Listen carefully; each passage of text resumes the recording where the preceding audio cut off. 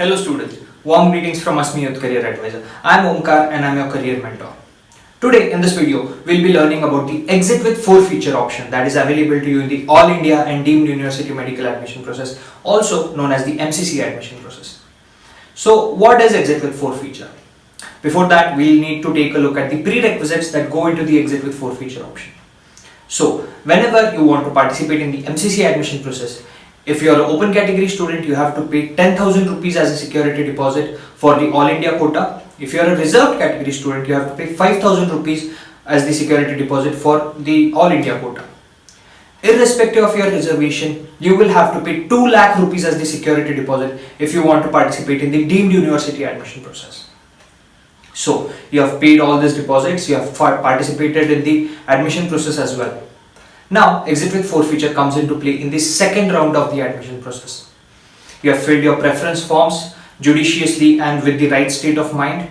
But if you haven't, then this is going to create a problem for you, because then you won't be able to get the preferred college that you want. So suppose you have filled your admission process, you have filled your preference forms, and then you get allotted a seat. But what if you don't want that seat?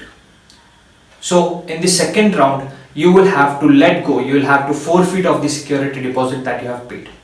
That is 10,000 in the case of open category students for All India quota, 5,000 in the case of reserved category students for All India quota, and 2 lakh rupees for all the students in the deemed university admission process. So you have been allotted a college and you don't want to take that college, my friends, you will have to let go of the security deposit that you have deposited. At a glance, what is exit with forfeiture?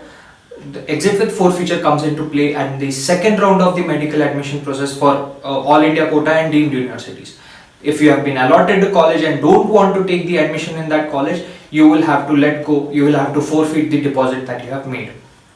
So in the second round of admission process, the All India process will be over, but deemed university admission process will also go to the third round.